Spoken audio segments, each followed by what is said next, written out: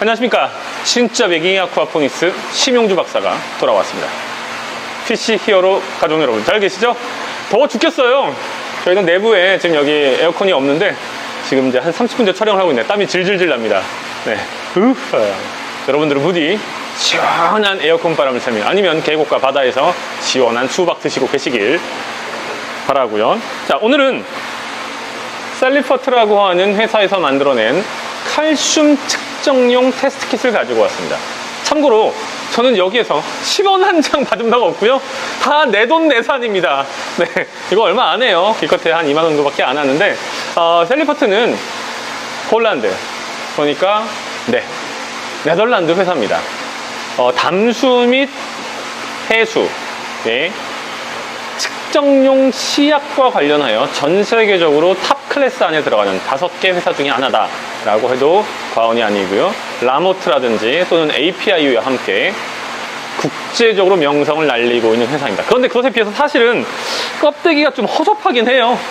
이거 진짜 좋은 거 맞아? 라는 생각이 들 정도로 껍데기나 디자인이 좀 허접하긴 한데 우리야 뭐 이걸로 무슨 패션쇼를 하는 건 아니니까 제대로 돌아가기만 하면 되겠죠. 자, 이 제품은 아쿠아포닉스를 하는 분들에게는 필수적인 제품이에요. 물론 대부분의 경우는 해수나 담수, 어항을 운영하시는 물생활 하시는 분들이 찾는 제품입니다.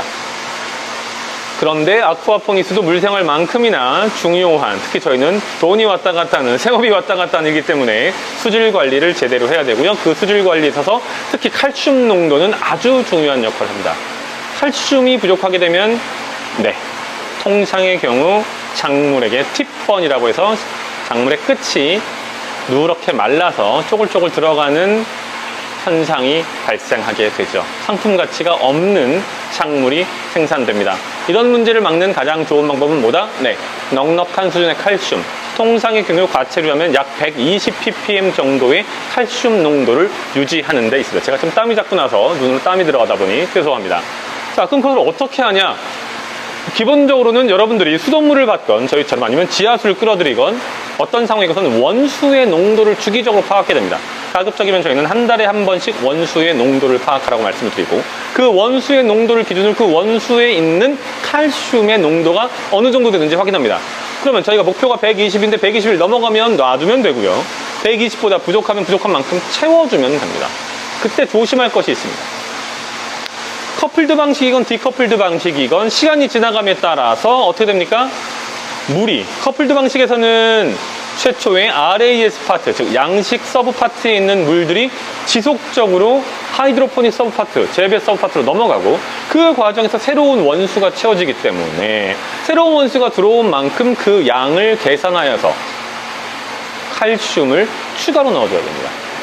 재배 파트도 마찬가지입니다. 재배 파트에서는 식물들이 지속적으로 칼슘을 흡수해서 성장하고 있기 때문에 처음에 양식 파트에서 넘어간 물은 120 ppm 전후를 유지할 수 있다 할지라도 1주, 2주가 지나면서 칼슘의 농도가 점점점 낮아지고 나중에는 팁번과 같은 심각한 문제가 발생할 수 있게 되는 것이죠.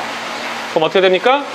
주기적으로 통상의 경우는 일주일에 한 번씩 이러한 셀리퍼트에서 나온 것 또는 다른 회사에서 나온 측정용 키트를 이용해서 어느 정도 작물이 칼슘을 흡수하고 있는지 확인해 주어야 합니다.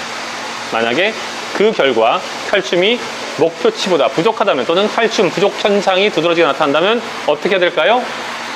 네, 수산화 칼슘, 하이드록사이드 칼슘, 칼슘 하이드록사이드를 이용해서 부족한 부분만큼 보충해 주면 됩니다.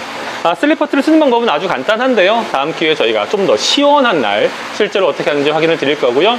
기본적으로는 동봉되어 있는 앰플 속에 우리가 측정하고자 하는 물 2ml, 경우에 따라서 별반으로 줄일 수 있습니다만 그런 경우에는 레졸루션이라고 하죠. 정확도가 조금 줄어들게 됩니다. 2ml를 넣고 그 다음에 저기에 에이전트 1과 에이전트 2가 있습니다. 칼슘 1, 칼슘 2라고 써 있는데 칼슘 1을 작은 귀개만큼 넣어주고 그 상태에서 칼슘 2라고 되어 있는 용액을 0.6ml만큼 넣어준 다음에 살짝 흔들어주고 그 이후에 색깔이 분홍색으로 변하는지 여부를 확인하며 소량의 칼슘2 에이전트를 넣어주면서 분홍색으로 색깔이 바뀌는 시점에 얼마나 칼슘 에이전트2가 들어가는지 체크하여 계산하면 이 테스트용 샘플 속에 들어있는 칼슘의 농도를 정확하게 측정할 수 있습니다.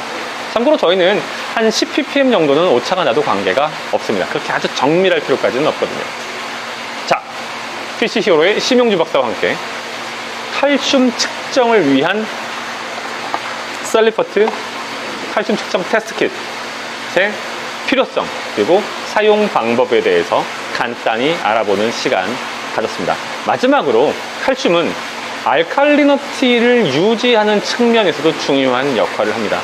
칼슘을 비롯하여 마그네슘이라든지 또는 포타슘의 농도가 충분하지 않으면 그 물 내의 알칼리너티, 즉 물의 완충, pH 완충 능력이 떨어지게 되고 질화 과정에 따라서 늘어나는 질산염 때문에 pH가 지속적으로 급격히 떨어지는 문제가 발생하게 됩니다. 그것을 미연에 방지하는다는 측면에서도 충분한 수준의 알칼리너티를 갖고 있도록 물을 조정하는 것이 필수적이라는 말씀드립니다. 진짜 배기 아쿠아포닉스, 이런 말씀 어디 가서 들어보신 적 없으시죠? 네, 저희 PC 히어로만 가능합니다. 망하지 않는 성공하는 아쿠아포닉스 신박사가 책임지겠습니다.